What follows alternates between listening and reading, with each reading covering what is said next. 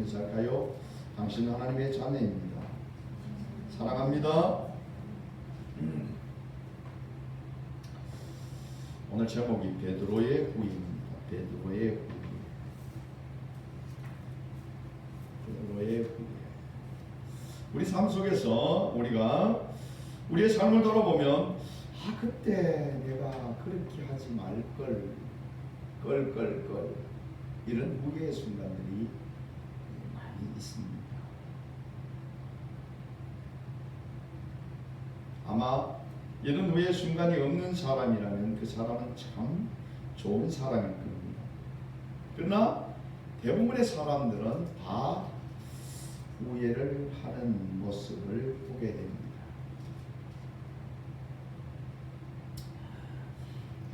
참 후회는 좋은 것이 아니지요.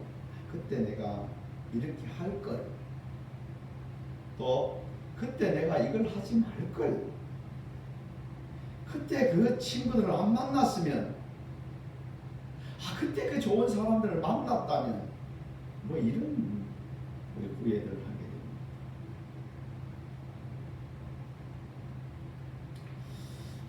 됩니다. 오늘 우리가 하나님의 말씀을 우리가 함께 나누면서 이런 후회하는 일을 이제 앞으로 만들지 말고 후회할 일들을 여러분 남기지 말기를 바랍니다. 그럼 여러분의 삶이 좀 더 나은 삶으로 이렇게 나아가게 될 것이지요. 오늘 이 그 베드로는 이제 예수님께서 그에게 베드로야, 네가 다 굴기 전에 내가 나를 3번이나 부인할 것이다, 이렇게 미리 경고를 받은 일입니다.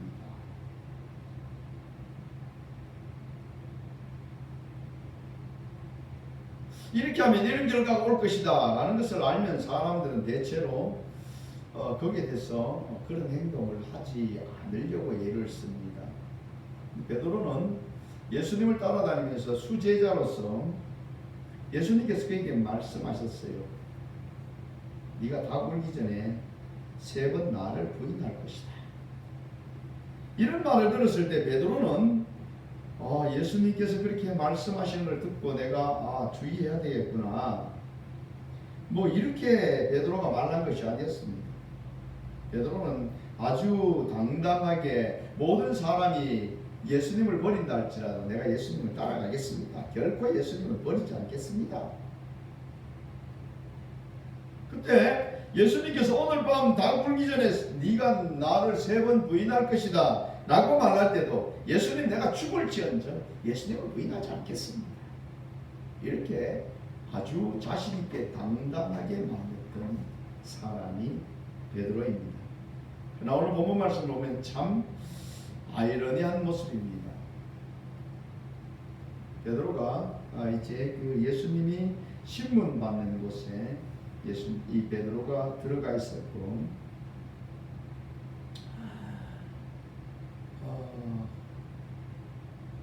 그 자리에 이제 그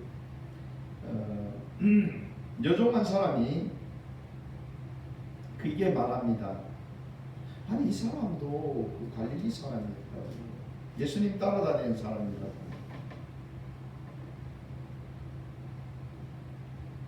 예수님과 함께 있었던 사람이라고 그렇게 말하는 겁니다. 베드로는 여러분들 그 예루살렘에 올라가면 그래도 자기가 수제자니까 예수님이 왕이 되시면 내가 백성들을 다스리는 한 자리를 차지할 것이다, 그래도 내가 좋은 자리를 차지할 것이다 라고 생각했던 사람입니다. 근데 여종이 와서 이 사람도 갈릴리에 있었고 예수와 함께 있었다 라는 말을 들을 때에 베드로는 모든 사람 앞에서 그를 부인했습니다. 아니 한 자리 갈 사람이 이렇게 예수님을 부인하면 어떻게 하겠습니까? 근데 우리가 그 과정을 조금만 더 보면 베드로가 부인할 수도 있겠다 이런 생각을 하게 됩니다. 예수님은 겟세마네 동산에서 자신이 이제 죽을 것을 아시고 기도하셨습니다.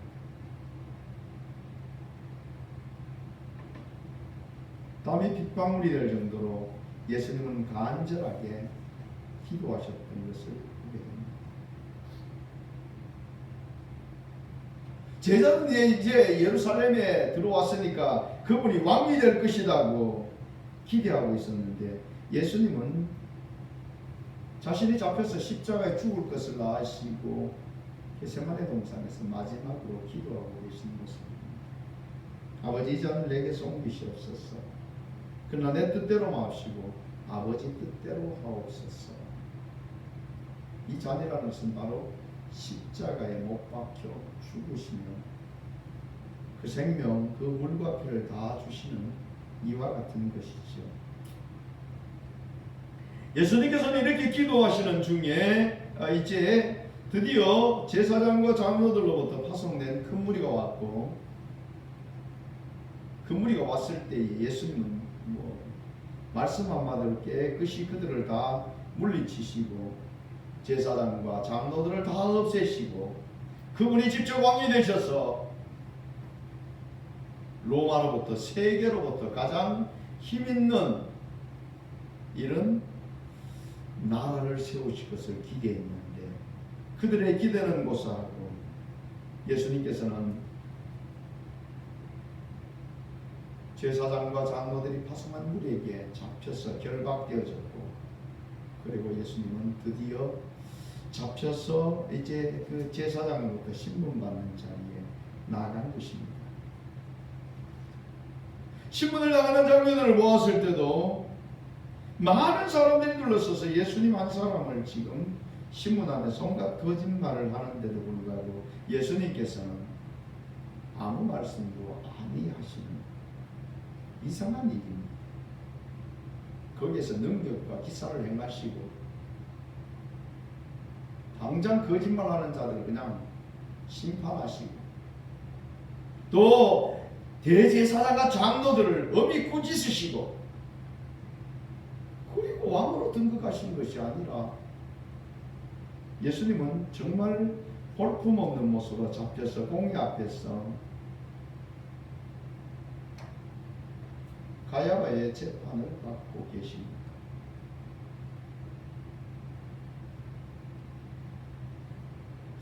정말 제사장들이 이야기하는 그 말에 그들이 정죄하는 그 정죄에 별 힘을 쓰지 못하고 계시는 이런 모습인 거지.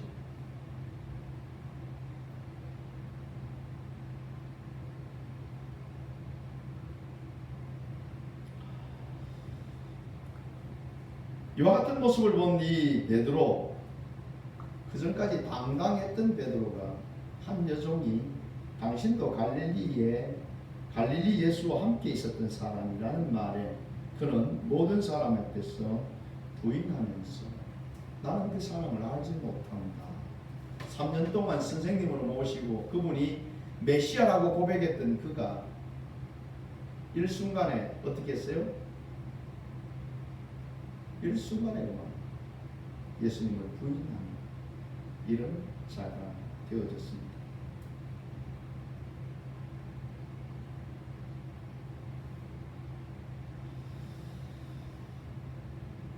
이렇게 한번 부인한 베드로는 또 이제 그 잘 보이지 않는 사람들의 눈에 잘 띄지 않는 앞문까지 이렇게 나아가서 있습니다. 그때 한 여종이 또 말합니다. 이 사람은 나사렛 예수와 함께 있었던 사람이다. 내가 보니까 이 사람 보니까 나사렛 예수와 함께 있었던 사람. 그러니 베드로가 맹세하고 부인합니다.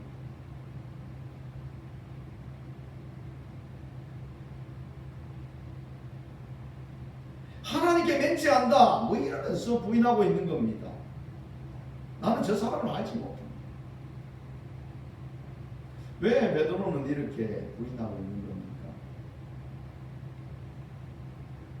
예수님이 이제 정죄함을 받고 예수님이 조롱당하고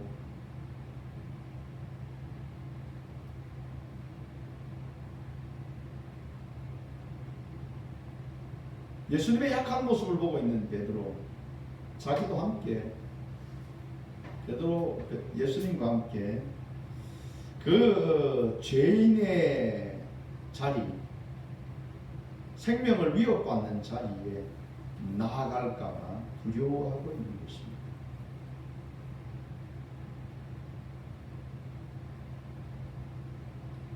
이러고 있는 베드로 잠시 후에 그 곁에 섰던 사람들도 말합니다.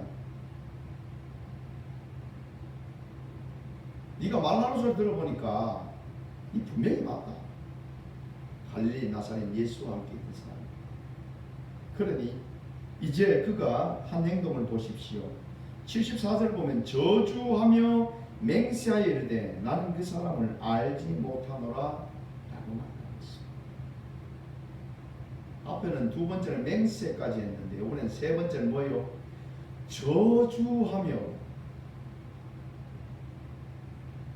거기에 있던 사람과 똑같이 예수님을 저주하고 있고 예수님을 거짓으로 몰아붙이려고 그를 죽이려고 하는 사람과 동일한 모습으로 그를 저주하면서 부인했다라고 말하고 있습니다.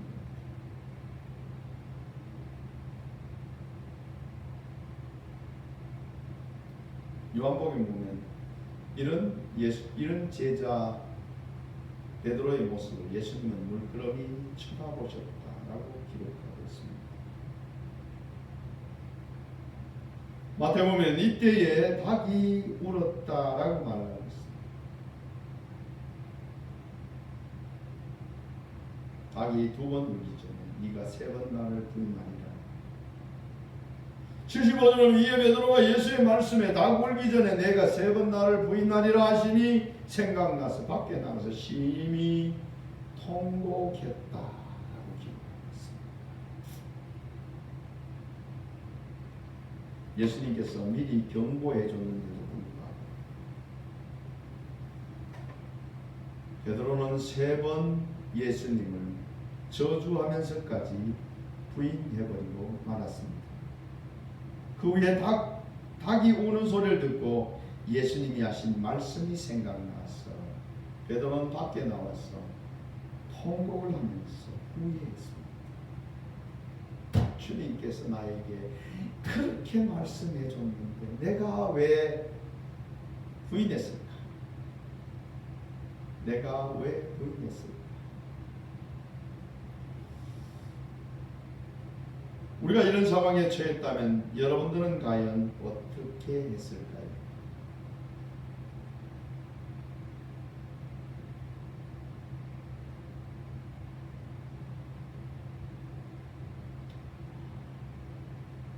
예수님이 정죄함을 받고 이는 사형에 해당한다. 그가 하나님의 아들이라고 해야겠다. 그는 사형에 해당한다. 온 모였던 군중들이 예수님을 죽이려고 하는, 여러분들이 예수님 믿는 것을 이야기한다면 여러분들도 죽음을 당할 수 있는 이런 환경에 처했다면 여러분들은 어떻게 대답하실 겁니까? 저 사람도 예수 믿는 사람이야 라고 말한다면 여러분들은 거기에서 무엇이라 대답하겠습니까? 나 예수 몰라요. 나 예수 믿은 적 없어요. 이렇게 말씀하실 겁니다. 아니면 나는 예수 믿는 사람입니다. 예수님이 나의 메시아입니다. 나는 예수님 따라 사는 사람입니다. 여러분들이 당당하게 이렇게 예수 믿는 자임을 고백할 수 있을까요? 베드로는 예수님을 부인하고 나서 예수님께서 말씀하신 말씀이 생각나서 심히 통곡했습니다. 이런 베드로의 모습과 대조적으로 사도행전에서는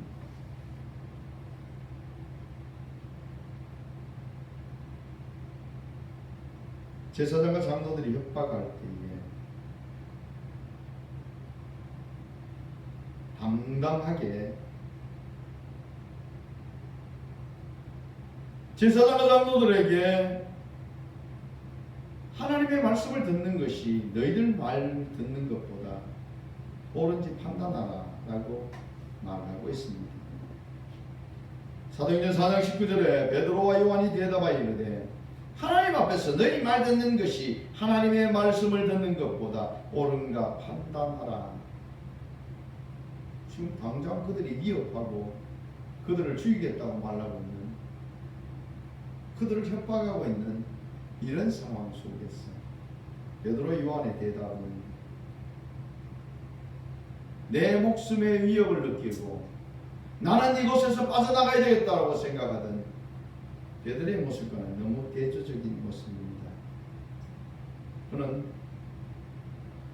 그의 생명의 위협은 아랑곳하지 아니하고 담대히 하나님 앞에서 너희 말 듣는 것이 옳은가 하나님의 말씀이 듣는 것이 옳은가 판단하라고 말할 정도로 담대한 자가 되어진 것을 보게 됩니다.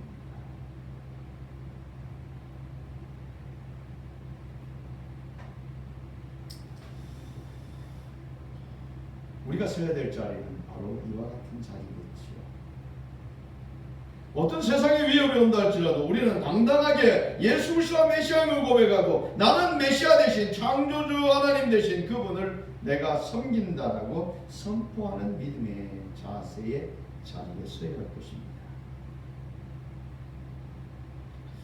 왜 이 베드로는 후회할 수밖에 없었을까요?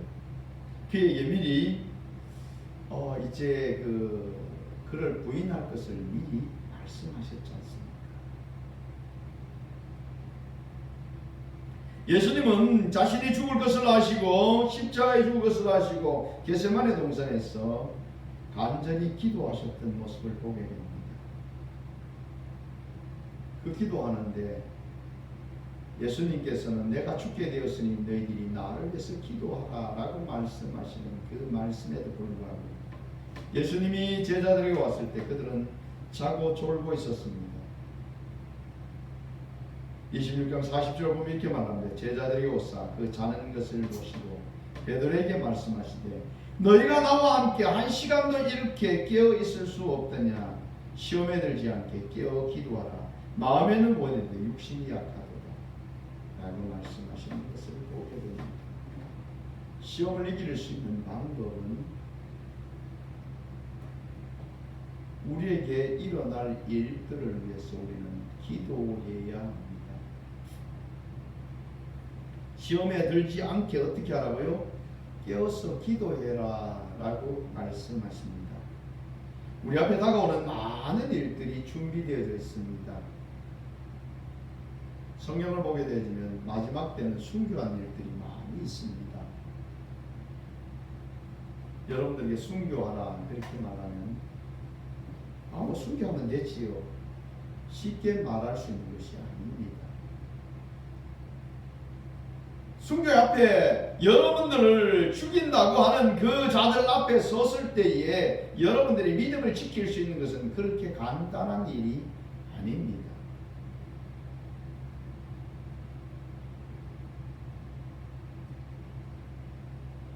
주기철 목사님도 일본 형사들에게 잡혀갈 때에 굉장히 두려워하고 떨었다. 그 자녀들이 옆에서 지켜보는데도 굉장히 떨었다라는 그런 증언을 합니다. 이들이 참 아주 약았어요. 고문하고 막 이러면서 고통 속에 있을 때는 이제 우리가 믿음이 더 참 믿음을 지켜야 되겠다고 이렇게 기도하면서 이렇게 나갑니다. 그 고문하고 하다가 그다음 어떻게 하냐면 다시 집에 돌려보내줘요. 집에 와서 좀 상처가 다 낫고 조금 이제 안정될 때쯤 되면 또 찾아옵니다. 그럼 어떨까요? 굉장히 거기에 대한 부정을 느낄 수밖에 없어요. 인간적으로.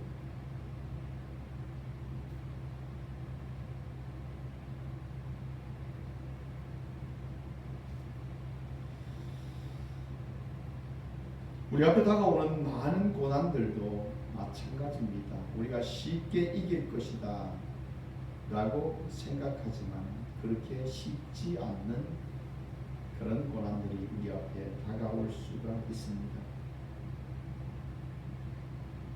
주님께서는 베드로에게 말씀하셨듯이 우리에게 앞으로 많은 고난, 순교의 고난,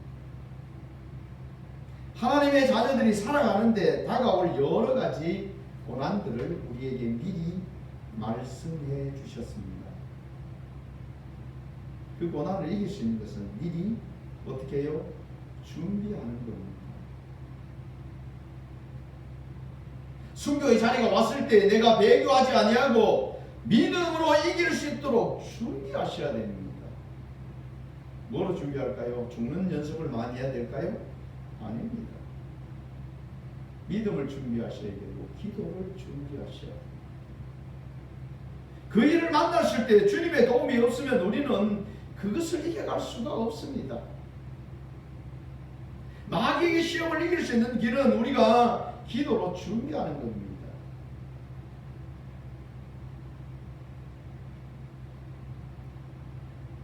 결국 나태한 경우에 우리는 시험에 쉽게 빠지게 됩니다. 여러분 다윗을 보십시오. 다윗이 범죄한 때가 어느 때입니까? 쫓겨다니면서 사울로부터 쫓겨다니고 어려움을 많이 당하고 많은 위협을 받을 그때에 다윗이 범죄한 것이 아니었습니다. 다윗이 나가는 것보다 승리를 주셨고 나라들마다 다 굴복하고 다윗을 섬기고 이제 몇 개 남지 않는 나라들 그거는 뭐 요압이 가서 얼마든지 할 수 있다 이러고 궁에서 늦잠 자고 오후에 일어나서 나가서 궁에서 사방을 두리번 할 때 한 여인이 그의 눈에 들어오고 그 마음에 음욕이 생겨나게 된 것입니다. 우리가 늘 깨어 있어야 합니다. 한 시간도 깨어 있을 수 없느냐 시험에 들지 않게 깨어 기도하라 하시는 주님의 말씀을 우리는 기억하시라. 특별히 마지막 때는 성령의 충만함을 받아야 합니다. 사도행전 1장 8절을 보면 오직 성령이 너희가 하면 너희가 권능을 받고 예루살렘과 유다와 사마리아 땅끝까지 이르러 내 증인이 되라 하시니라. 아멘. 성령님이 임재하실 때 우리가 권능을 받고 우리에게 주어진 모든 환경들을 이길 수 있는 힘이 생겨집니다. 다시 말하면 성령 하나님이 내 속에 계시니 그분이 힘주심으로 우리에게 주어진 환경을 이길 수 있다는 겁니다. 이 성령의 충만함을 위해서 사도행전 1장 13절 14절 내용을 보면 이렇게 말합니다. 들어가 그들이 요하는 다락방으로 마가다락방이겠죠. 올라가니 베드로, 요한, 야고보, 안드레, 빌립, 도마, 바돌로메, 마테오와 및 알페오의 아들 야고보, 셀로디 시몬, 야고의 아들 유다가 다 거기 있어 여자들과 예수의 어머니 마리아와 예수의 아우들과 더불어 마음을 같이하여 오로지 기도에 힘쓰더라. 아멘. 그렇습니다. 성령의 충만함을 위해서 우리가 늘 기도하고 깨어 있어야 합니다.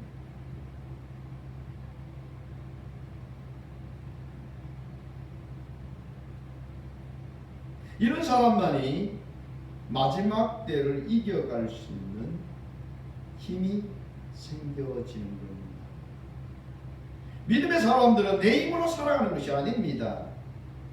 하나님이 주신 힘으로 살아가는 것이지요. 내 능력으로 살아가는 것이 아닙니다. 내 능력은 좁은 환경에서도 깨어지게 됩니다.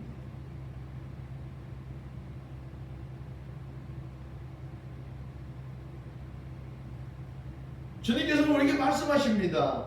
하나님의 역사 모든 일을 이루어가고 하나님의 자녀의 자리에 설 수 있는 것은 하나님이 주신 힘으로 할 수 있다라고 말하고 있습니다. 내게 능력 주신다는 것은 모든 일을 할 수 있습니다. 사도 바울은 바로 주님께서 그 주신 힘으로 어려움을 만났을 때도 이길 수 있었습니다. 사도 바울은 많은 위험 속에서도 주님이 그에게 주신 힘으로 그것을 이길 수가 있었습니다.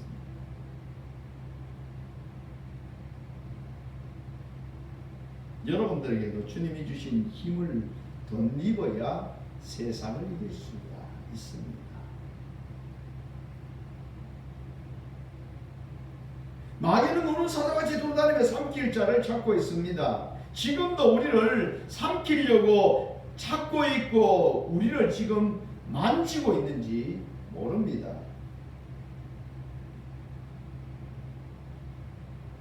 더더욱 여러분들 예배에 참여하지 아니하고 세상 속에 떨어져 있는 그 사람들을 이 마귀는 얼마나 삼키기 좋겠어요. 물에서 떨어져 있는 그 짐승, 그 한 마리, 그는 사자의 밥이 되어질 수밖에 없습니다. 하이에나의 밥이 되어질 수밖에 없습니다. 표범의 밥이 되어질 수밖에 없습니다.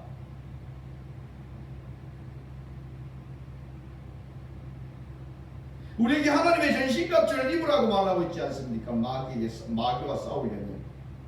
여러분들이 하나님의 전신갑주를 입고 계십니까? 보호를 위한 모든 장구도 갖추어야 되겠지만 성령의 금 하나님의 말씀을 들고 준비하셔야 됩니다. 예수님이 말씀으로 마귀의 그 시험을 이기신 모습을 우리는 기억하시죠? 여러분의 마음을 미혹하고 있는 더러운 것들이 온갖 모습으로 여러분들을 미혹할 때 예수의 이름으로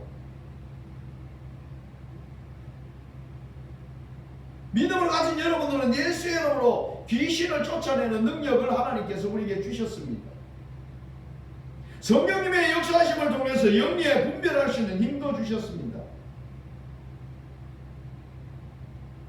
여러분들을 서로 바라볼 때 별것 아닌 모습으로 보일 수도 있습니다. 사람의 그냥 허술한 모습으로 보일 수도 있습니다. 그러나 여러분들은 하나님의 자녀요, 하나님께서 여러분들을 완전 무장케 하셨고 여러분들은 마귀와 싸워서도 이길 수 있도록 하셨습니다. 마귀를 대적하라. 그러면 마귀가 어떻게 하냐? 피하리라 라고 우리에게 말씀하고 계십니다. 주님은 우리에게 이 마지막 때에 일어날 일들을 우리에게 다 말씀해 주셨습니다. 지혜로운 여러분들은 어떻게 해야 될까요? 당연히 베드로와 모든 제자들이 하나님 앞에 기도하고 성령의 충만함을 받고 나아갔더니만은 그들에게 다가오는 모든 위협과 그들을 대적하는 것은 아무것도 아니었습니다. 마지막에 베드로나 그 제자들을 그들을 순교하는 죽이는 자리에 나아갔지만 그들은 하나님 주님께서 말씀하신 바를 기억하고 있습니다. 육을 죽이는 자를 두려워하지 말고 육과 영을 함께 멸하는 자 지옥에 던지는 자를 두려워하라 하시는 말씀이 성령님을 받고 받더니만은 그 말씀의 역사들이 세계가 영적인 세계가 열려져 버린 겁니다. 아직도 우리는 이 세상의 것을 보고 이 세상의 것들을 쫓아 분주하게 살아가십니까? 이것은 믿음의 사람의 삶이 아닙니다. 우리는 이 세상에 살지만 주님께서 원하시고 기뻐하시는 바를 쫓아가야 됩니다. 무엇을 먹을까? 무엇을 입을까? 내일 내가 뭐 어떻게 살아야 될까? 돈 버는데 여기에 치중되어져 있는 것이 아닙니다.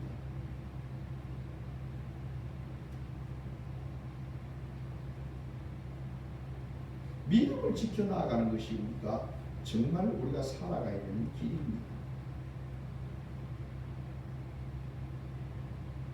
오해에서도 직장 가지 말라 그런 말이 아닙니다. 우리의 삶의 하나하나가 다 누구의 영광을 위해서? 하나님의 영광을 위해서 살아야 됩니다. 여러분들이 직장에 나아가면 하나님께서 그곳에 파송하신 것을 알고 그 자리에서 여러분들은 하나님의 영광을 드러내는 자가 되어야 됩니다. 믿음을 지켜나가는 자리가 되어야 합니다. 이런 믿음의 삶을 살아간다면 여러분들은 후회하지 않을 겁니다.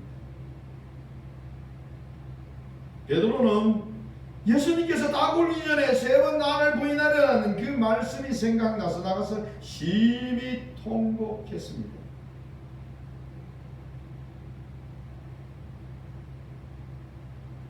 얼마나 많이 울었는지 몰라요.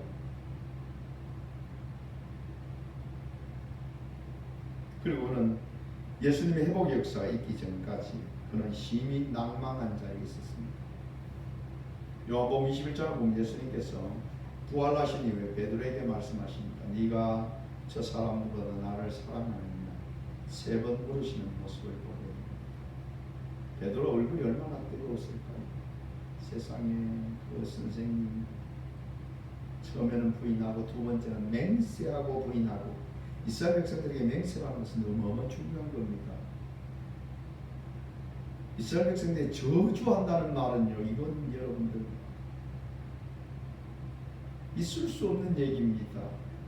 어떻게 3년이나 그를 수제자로 주는 그리스도에서 살아계신 하나님의 아들입니다 이렇게 고백하며 따라다니는 이 베드로.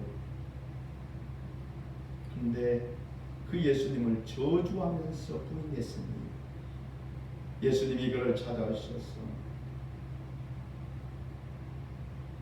요한의 아들 시몬아 네가 나를 저 사람들보다 사랑하느냐 물으실 때에 베드로의 마음이 어떻게 했겠어요?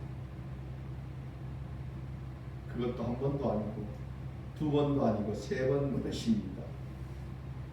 그가 예수님을 저주하며 부인했던 그 생각이 왜 떠오르지 않았겠습니까?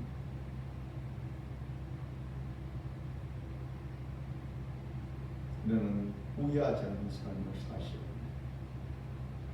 그러면 우리는 후회하지 않는 삶을 살기 위해서 준비하셔야 합니다. 이 마지막 때에 깨어서 시험에 들지 않게 기도하셔야 합니다. 성령의 충만함을 받아서 이제는 시험에 드는 자가 아니라 능히 시험을 이기고 마귀를 대적해서 승리하는 당당한 삶을 살아가는 것이 바로 우리의 삶이라는 것을 기억하셔야 합니다. 마지막에 다가올 모든 그 많은 시험들, 그 시험을 만날 때 여러분들은 주님 주신 힘으로 능히 승리하고 하나님의 나라를, 우리에게 예비하신 하나님의 나라를, 영원한 나라를 유업을 얻는 정말 복되고 아름다운 하나님의 자녀들이 다 되시기를 주의 이름으로 축복합니다. 기도하겠습니다.